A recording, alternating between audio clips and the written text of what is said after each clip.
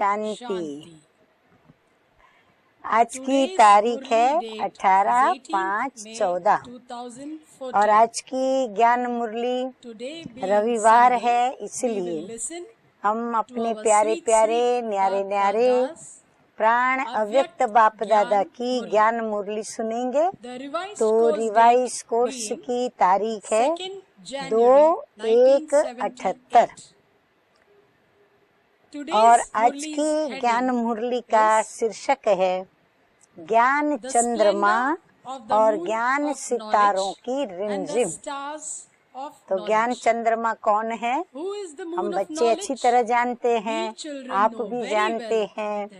तो ब्रह्मा बाबा है ज्ञान चंद्रमा और हम बच्चे हैं ज्ञान सितारे। उनकी रिमझिम लगी है।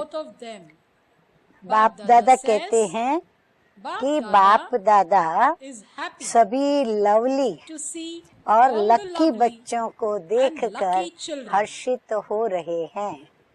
हम बच्चे अपने को लक्की समझते हैं ना? हाँ, मोस्ट लक्की है हम, क्योंकि हमें परमपिता परमात्मा स्वयं मिले हैं। तो बाप दादा सभी लवली और लक्की बच्चों को देख हर्षित हो रहे हैं।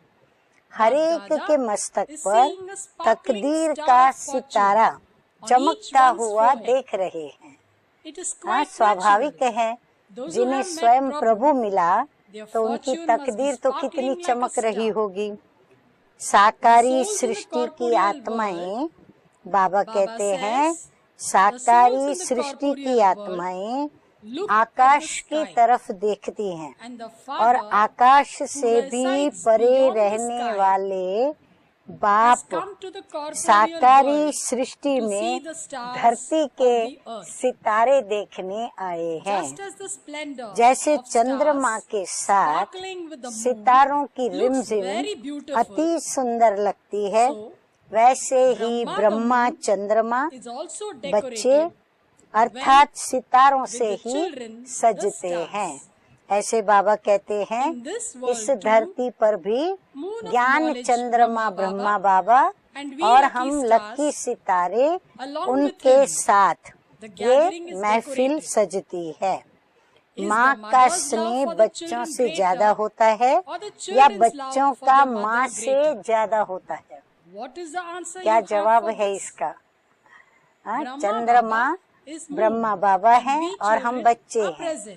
अब हम बच्चों का ब्रह्मा माँ से ज्यादा स्नेह है या फिर ब्रह्मा माँ का हम बच्चों से ज्यादा स्नेह है? अब ये बाबा पूछ रहे हैं, हर एक अपना अपना जवाब दे कि माँ को ज्यादा प्यार करते हैं या फिर हमको माँ ज्यादा प्यार करती है। बच्चे खेल में बिजी होते हैं तो माँ को भूल जाते हैं। हाँ, बच्चे खेल में बिजी होते हैं तो माँ को भूल जाते हैं। माता की ममता बच्चों को याद दिलाती है और फिर खेलते खेलते वो जो ममता है माँ की, वो वाइब्रेशंस फिर उनको स्मृति में लाते हैं। ऐसे भी अगर स्नेह नहीं होता तो बच्चों को प्राप्ति भी नहीं होती। अगर माँ से स्नेह नहीं हो तो प्राप्ति भी नहीं हो सकती। स्नेह के आधार पर माँ से भी हमें प्राप्ति की अनुभूतियाँ होती रहती है। आज अमृत वेले विशेष इस समय के मधुबन की संगठित आत्माएं, बाप दादा कहते हैं आज अमृत वेले विशेष इस समय के मधुबन की संगठित आत्माएं बाप की याद के साथ साथ ब्रह्मा माँ की याद में ज्यादा थी, क्योंकि जनवरी मास है तो इसीलिए शिव बाबा की याद के साथ साथ जैसे ही जनवरी मास शुरू होता है और ब्रह्मा माँ की याद शुरू हो जाती है।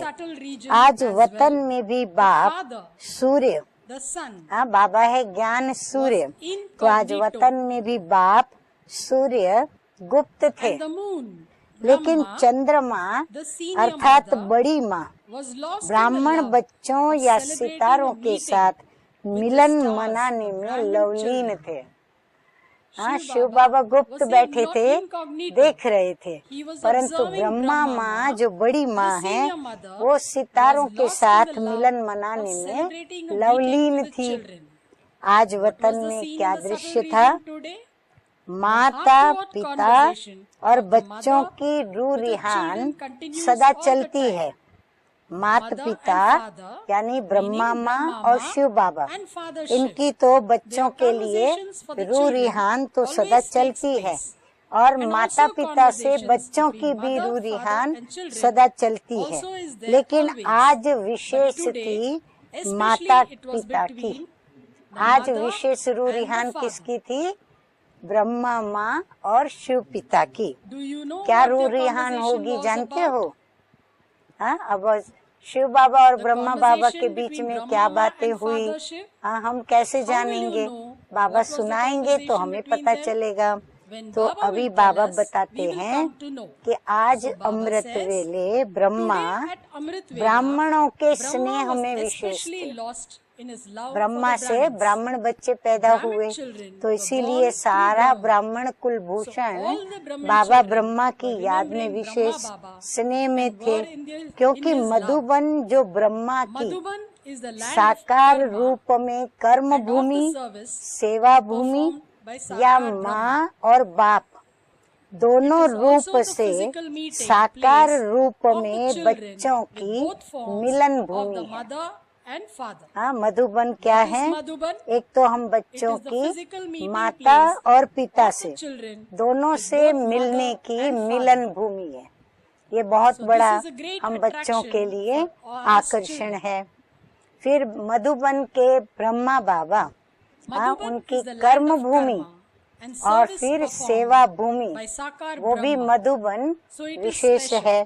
तो इसीलिए ऐसे स्वयं द्वारा, तन और मन द्वारा, ऐसे बाबा स्वयं अपने द्वारा यानी तन और मन द्वारा सजाई हुई ऐसी भूमि पर रिमझिम देख आज ब्रह्मा बाप या माँ को साकार रूप में साकार सृष्टि की विशेष याद आई। हाँ, आज ब्रह्मा माँ को विशेष साकार सृष्टि की याद आई, जिसको स्वयं अपने तन और मन से ब्रह्मा बाप ने सजाया। हाँ, सेवा भूमि और कर्म भूमि। तो ब्रह्मा बोले, चंद्रमा का सितारों से एक समान रूप के मिलन में अब तक कितना समय है? ब्रह्मा माँ ने पूछा कि चंद्रमा का सितारों से एक समान रूप के मिलन में सभी बच्चे विदेही बन करके एक जैसा रूप बना करके मिले, उस मिलन में अब कितना समय है? अर्थात व्यक्त और अव्यक्त रूप का मिलन कब तक? व्यक्त रूप और अव्यक्त रूप, विदेही और साकार में देही। तो देही और विदेही, व्यक्त और अव्यक्त रूप का मिलन कब तक? तो उत्तर क्या मिला होगा? तो ब्रह्मा बाबा को उत्तर बाप ने क्या दिया होगा? बाप बोले, जब माँ कहेगी कि सब एवर रेडी है। हाँ, देखो, शिव बाबा ब्रह्मा माँ को भी छोड़ता नहीं है। हाँ, शिव बाबा ब्रह्मा माँ को कहता है, ब्रह्मा माँ के ही प्रश्न पर, कि जब ब्रह्मा माँ माना आप कहेंगे कि सब बच्चे मेरे एवर रेडी है, तो व्यक्त और अव्यक्त रूप का एक रूप का मिलन सबका दिखाई पड़ेगा। तो बाप बोले, जब माँ कहेगी कि सब एवर रेडी हैं, इसलिए ब्रह्मा माँ क्या किया होगा? ये सुनते हुए ब्रह्मा माँ परिक्रमा लगाने निकली।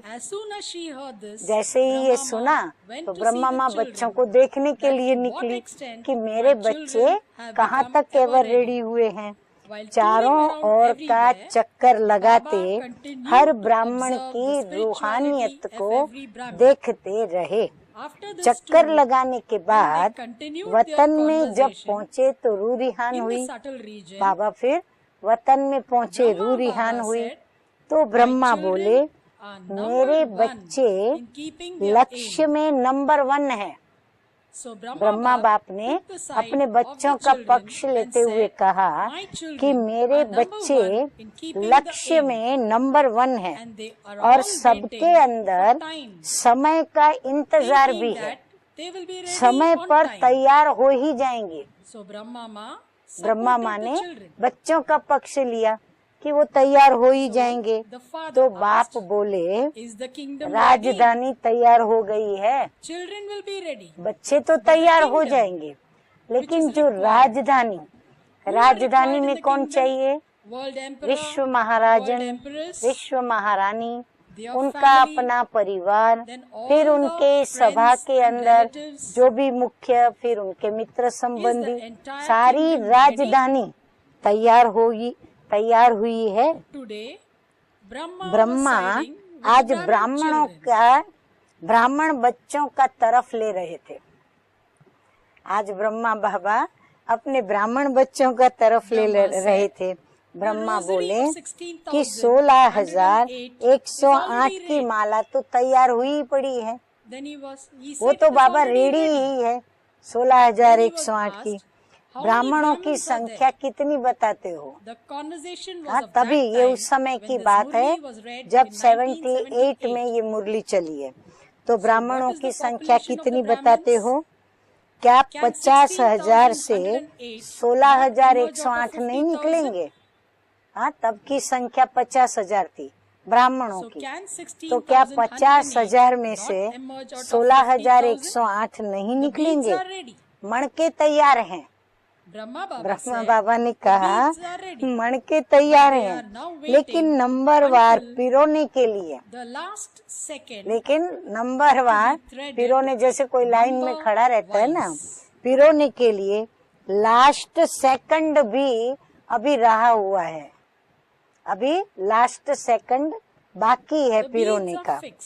मणके फिक्स हो गए हैं कि ये 16,008 से मणके हैं, इतने मणके हैं 16,108, अभी वो उनको पिरोते जा रहे हैं, फिक्स है। लेकिन जगह फिक्स नहीं हुई है, मणके रेडी पड़े हैं, लेकिन किस मणके को किस नंबर में उसे भी डालना, माला में पिरोना, माना जगह फिक्स नहीं हुई है। जगह में लास्ट से फास्ट हो सकते हैं। क्यों फिक्स नहीं हुई है? क्योंकि हो सकता है कोई लास्ट वाला मणका आगे फर्स्ट में आ जाए और फर्स्ट वाला मणका लास्ट में चला जाए, ऐसा हो सकता है। तो इसीलिए जगह में लास्ट से फास्ट हो सकते हैं। आज ब्रह्मा ने 16,108 मणकों अर्थात सभी सहयोगी आत्माओं के तकदीर की लकीर फाइनल कर दी। 16,108 बच्चे फाइनल कर दिए ब्रह्मा बाप ने, माना उनकी तकदीर की लकीर फाइनल हो गई। इस कारण भाग्य विधाता, भाग्य बांटने वाला ब्रह्मा को ही कहते हैं, और यादगार रूप में भी जन्मपत्री, जन्म दिवस पर या नाम संस्कार पर ब्राह्मण ही जन्मपत्री बनाते हैं। हाँ, राज खोल रहे हैं बाबा कि 16,108 दाने मन के वो फिक्स हो गए हैं। किसने फिक्स किए? स्वयं जगत नियंता, जिसको प्रभु ने निमित्त बनाया नई सृष्टि की स्थापना के लिए। तो ब्रह्मा ने, स्थापना कर्ता ने 16,108 की तकदीर की लकीर फिक्स कर दी, तकदीर उनकी फिक्स बना दी। इस कारण क्या हुआ कि भाग्य विधाता भी उसको कहा गया कि ब्रह्मा सबका भाग्य लिखते, ब्रह्मा भाग्य को बांटते। हाँ, कहानी बताते ना कि ब्रह्मा जब अक्कल बांट रहे थे तो आप कहाँ थे? या तो आप छन्नी लेकर गए या आप अपनी झोली खूब भर करके आए, तो ब्रह्मा का नाम आता है। तो भाग्य बांटने वाला भी ब्रह्मा को ही कहते हैं। और यादगार रूप में जन्म पत्री और जन्म दिवस पर या नाम संस्कार पर ब्राह्मण ही आकर जन्म पत्री बनाते हैं। तो ब्रह्मा माँ ने 16,108 मणकों की निश्चित तकदीर सुनाई। सुना सभी ने ध्यान से? ब्रह्मा माँ ने 16,108 की निश्चित तकदीर सुना दी। आप सब तो उसमें हो ना? हाँ, बाप दादा पूछ रहे हैं कि आप सब भी उसमें हो ना? आज विशेष ब्रह्मा द्वारा विदेशी या देशी दोनों तरफ के बच्चों की महिमा के गुणगान हो रहे थे। हाँ, ब्रह्मा बाप विदेशी बच्चों की भी महिमा कर रहे थे तो देशी बच्चों की भी महिमा कर रहे थे। जैसे आदि में आए हुए बच्चों के भाग्य की महिमा है। हाँ, जैसे आदि में जो आए उनके भाग्य का भी बहुत ऊंचा गायन है, महिमा है। वैसे ही अव्यक्त रूप में पालना लेने वाले नए बच्चों की भी इतनी महिमा है। ऐसे अव्यक्त जो पालना ले रहे हैं और जो अव्यक्त पालना में शुरू से लेके आए हुए बच्चे हैं, उनकी भी इतनी ही महिमा है। जैसे आदि में कोई प्रैक्टिकल जीवन का प्रभाव नहीं था, सिर्फ एक बाप का स्नेह ही प्रमाण था। बाबा कहते आए जब भी आदि में, तभी कोई ज्ञान की इतनी धारणा नहीं थी, न ज्ञान की इतनी गहराई थी। अगर प्रमाण था कुछ तो एक बाप के स्नेह का ही प्रमाण था। तो जीवन का प्रभाव बाप के स्नेह के कारण पड़ता था। भविष्य क्या होना है ये कुछ भी स्पष्ट नहीं था।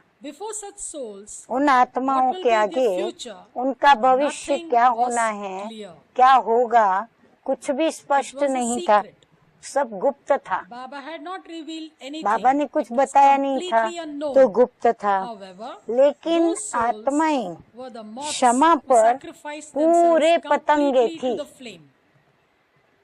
लेकिन वो उस समय जो आदि में आत्माएं आई, वो क्षमा के ऊपर पतंगे जैसे मर मिटते हैं, ऐसे वो मर मिटने वाले पतंगे थे, फेरी पहनने वाले नहीं थे। ऐसे ही नए बच्चों के आगे अनेक जीवन के प्रमाण हैं। ऐसे नए बच्चों के आगे ऐसे अनेक जीवन प्रमाण के रूप में वर्तमान समय है। आदि मध्य अंत स्पष्ट है। नए बच्चों के आगे तो आदि मध्य और अंत बिल्कुल स्पष्ट है। 84 जन्मों की जन्म पत्री भी स्पष्ट है। 84 जन्म हमारे क्या और कैसे होंगे वह भी स्पष्ट है। पुरुषार्थ और प्रारब्ध दोनों ही स्पष्ट है। लेकिन बाप अव्यक्त है। हाँ, बाप उनको अव्यक्त प्राप्त हुआ है। बाप की पालना अव्यक्त रूप में होते हुए भी व्यक्त रूप का अनुभव कराती है। लेकिन इसमें वंडर क्या है कि बाप अव्यक्त होने के बावजूद भी बाप की जो पालना मिल रही है अव्यक्त रूप से, वो व्यक्त रूप का सभी को अनुभव कराती है। जैसे साकार रूप की पालना ले रहे हैं, अव्यक्त को व्यक्त अनुभव करना, समीप और साथ का अनुभव करना, ये कमाल नए बच्चों की है। हाँ, ये जो विदेशी बच्चे जो अव्यक्त पालना के अंदर आए हैं, तो व्यक्त में अव्यक्त का अनुभव करना, और वो भी साकार रूप में समीप अनुभव करना, और साथ का भी अनुभव करना कि भाई बाप दादा हमारे साथ है। तो ये बाबा कहते हैं कमाल नए बच्चों की है। जैसे आदि में बच्चों की कमाल है, वैसे ही लास्ट सो फास्ट जाने वालों की भी कमाल है। ऐसी कमाल के गुणगान कर रहे थे। सुना आज की रूरिहान? हाँ, तो ब्रह्मा बाबा और शिव बाबा के बीच में ऐसी आज रूरिहान चली। उल्हना की मालाएं भी खूब थी। बाबा कहते उल्हनों की मालाएं भी खूब थी। हाँ, ब्रह्मा बाबा से हमने ब्रह्मा बाप को देखा नहीं, हमको अभी क्यों ज्ञान में हम आए, अब हम ब्रह्मा बाबा को तो कभी नहीं देखेंगे। हमारा ऐसा कैसा ड्रामा में पार्ट, हमने ड्रामा में ये सब सीन देखी नहीं। तो उल्हनों की मालाएं खूब थी। वह उल्हनों की मालाएं ब्रह्मा को स्नेह रूप बना रही थी। हाँ, ब्रह्मा बाबा उसमें गदगदित होके स्नेही बन चुके थे, यानी स्नेह रूप उनको बना रही थी। सुनाया ना कि आज ब्रह्मा विशेष बच्चों के स्नेह में समाये हुए थे। हाँ, बच्चे इतने उल्हने देंगे तो बाप कैसे ठहर सकता है। हाँ, तो एकदम स्नेह रूप में बच्चों के स्नेह में जैसे समाये हुए थे। स्नेह की मूर्ति होते हुए भी ड्रामा की सीट पर सेट थे। स्नेह में समाये हुए भी थे, लेकिन धारणा उनकी जो थी वो अपनी ड्रामा की सीट पर सेट थे। ड्रामा भूले नहीं थे, इसलिए स्नेह को समा रहे थे। आप लोग भी सागर के बच्चे समाने वाले हो ना। हाँ, बाबा देखो कितना युक्ति युक्त बच्चों को धारणा करा रहे हैं कि बच्चे स्नेह भी अद्भुत करो, बाप से बेहद करो, परंतु साथ साथ ड्रामा को भी अंदर में उसकी सीट पर भी सेट होकर के करेंगे तो स्नेह को समा सकेंगे। नहीं तो उलहना ही उलहना देते रहेंगे। हाँ, बाप से स्नेह एक बाजू रह जाएगा। दिखा भी सकते हो और समा भी सकते हो। बाबा कहते स्नेह को दिखा भी सकते हो, परंतु स्नेह को समा भी सकते हो। मर्ज और इमर्ज करना, हाँ, ये दोनों बातें आप बच्चे कर सकते हो, अच्छी तरह से जानते हो ना, क्योंकि हो ही हीरो एक्टर। कैसे मर्ज करना, कैसे इमर्ज करना, फिर कैसे मर्ज करना, ये तो अच्छी तरह से जानते हो। क्यों जानते हो? क्योंकि बाबा कहते हैं कि आप हो ही हीरो एक्टर ना, तो हीरो एक्टर तो हर बात में अव्वल नंबर होगा। जब चाहें, जैसे चाहें वैसा रूप धारण कर सकते हो। जब स्नेह रूप में आना चाहो स्नेह रूप में आ जाते हो, जब स्नेह को समाना चाहो समा लेते हो, स्नेह को शक्ति स्वरूप बनाना चाहो शक्ति स्वरूप बना लेते हो, व्यक्त में अव्यक्त मिलन करना चाहो वो कर सकते हो, अव्यक्त को व्यक्त में अनुभव करना चाहो वह भी कर सकते हो, और व्यक्त में अव्यक्त का स्नेह और साथ का भी अनुभव करना चाहें तो वह भी कर सकते हैं, क्योंकि हीरो पार्टधारी है तो जैसा चाहें वैसा रूप धारण कर सकते हो, अर्थात पार्ट बजा सकते हो। अच्छा, ऐसे सदा स्नेही सर्व शक्तियों से संपन्न, सदा अति प्यारे और अति न्यारे, सदैव अपनी तकदीर के चमकते हुए सितारों को देखने वाले सदा अति प्यारे और अति न्यारे, सदैव अपने तकदीर के चमकते हुए सितारे को देखने वाले, सर्वश्रेष्ठ तकदीरवान, वर्तमान और भविष्य तख्त नशीन ऐसे पदमपति सेकंड में स्वयं को या सर्व को परिवर्तन करने वाले विश्व कल्याणकारी बच्चों को बाप दादा का याद प्यार और नमस्ते।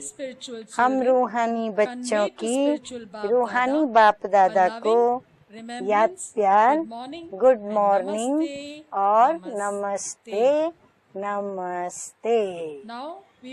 तो अब दादियों से मुलाकात सुनेंगे बाप दादा की। तो बाप दादा बोले, आज अमृत वेले ब्रह्मा ने जो विशेष आत्माओं की तकदीर की लकीर फाइनल की थी, उसमें फाइनल रत्न कौन से होंगे?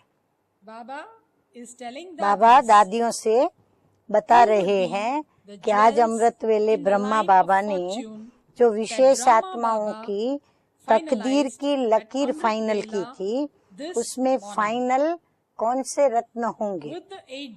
8 रत्न फाइनल हुए होंगे। हाँ, ब्रह्मा माँ पूछ रही है। माँ बाप के पास तो निश्चित है ही। हाँ, माँ बाप के पास तो सब निश्चित है। 8 रत्न भी निश्चित है, 108 भी निश्चित है, 16,108 भी निश्चित है। बाकी है स्टेज पर प्रसिद्ध करना। निश्चित तो है, लेकिन उनको सामने ला करके प्रसिद्ध करना है कि ये है 8 रत्न, फिर सेकंड ये है 108 रत्न, फिर ये है 16,108 रत्न। बाप के पास 108 ही निश्चित है। क्यों? बाप के पास भविष्य भी ऐसा ही क्लियर है जैसे वर्तमान। अनन्य बच्चों के पास भी भविष्य ऐसा ही स्पष्ट होता जा रहा है। बाबा के आगे तो पूरा भविष्य ऐसे दिखाई पड़ता है जैसे अभी देख रहे हो वर्तमान में। तो बाबा कहते हैं जो अनन्य बच्चे हैं उनको भी ऐसे ही भविष्य वर्तमान में स्पष्ट दिखाई पड़ता है, क्योंकि बाप के साथ सर्व कार्य में समीप और सहयोगी है। क्यों दिखाई पड़ता? क्योंकि बाप के साथ वो समीप रत्न है, स्नेही है और सहयोगी है। तो अष्ट रत्न चीफ जस्टिस है। बाबा कहते हैं वो जो अष्ट रत्न है ना, वो क्या है? जैसे सुप्रीम कोर्ट के चीफ जस्टिस होते हैं ना, ऐसे वो चीफ जस्टिस हैं। जस्टिस की जजमेंट हाँ या ना की फाइनल होती है। जज ने कह दिया, सुप्रीम कोर्ट के जज ने, कि ये इनको फांसी देनी है, इनको इतनी सजा देनी है, इनको माफ किया जाता है, तो जो उसने कहा वो फाइनल होता है। उसके बाद कोई कोर्ट नहीं जहां फिर से केस को दाखिल किया जाए। तो इसीलिए बाप, तो ये हुआ 8 चीफ जस्टिस। तो फिर बाप क्या है? बाप प्रेसिडेंट है। सुना? बाबा प्रेसिडेंट है, लेकिन बच्चे चीफ जस्टिस है। जजमेंट बच्चों की है। बाबा फैसला जरूर सुनाएगा, लेकिन जो जज है वो क्या करते हैं? वो तो सारा बैठ के केस सुन करके बाद में निर्णय देते हैं, न्याय और अन्याय का। चीफ जस्टिस ये काम करते हैं।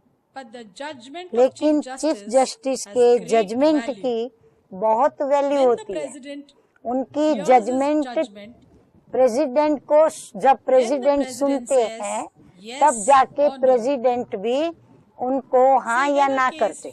जैसे सुप्रीम कोर्ट में भी केस अगर कोई का फेल हो गया तो फिर कहाँ जाते हैं? प्रेसिडेंट के पास।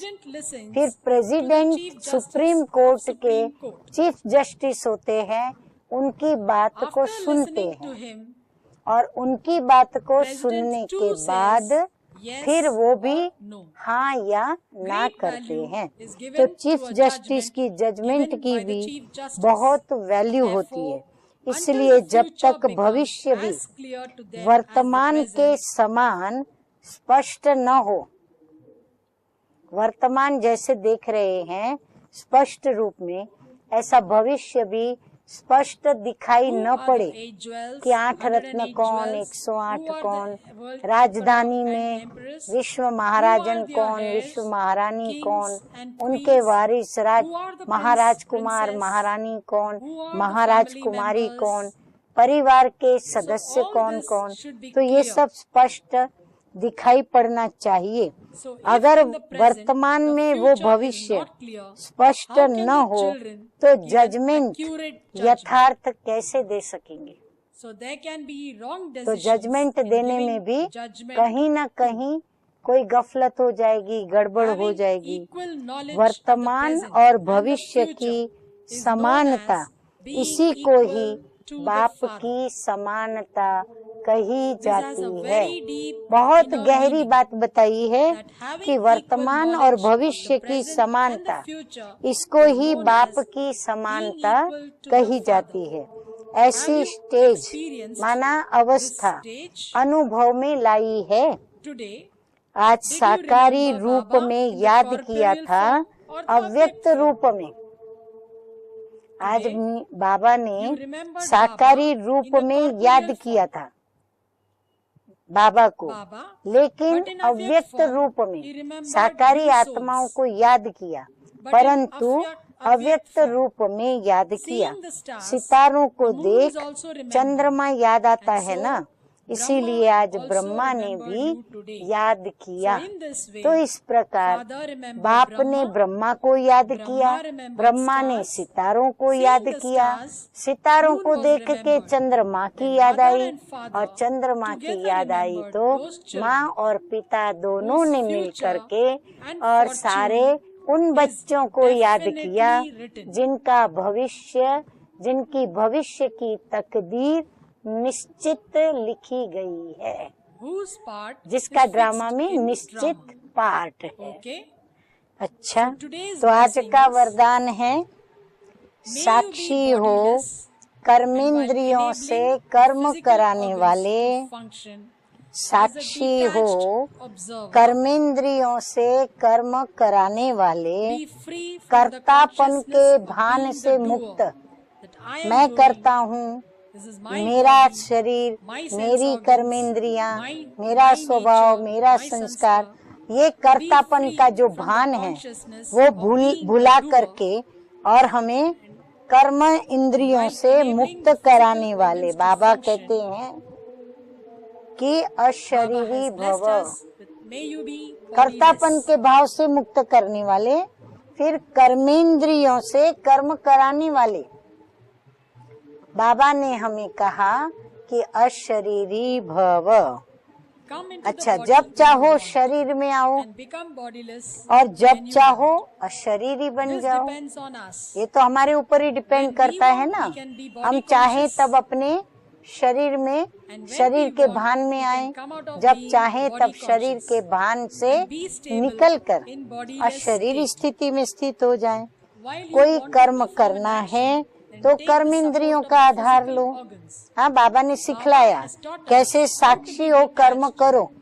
तो बाबा ने वरदान में ही कहा साक्षी हो कर्मेंद्रियों से कर्म कराने वाले।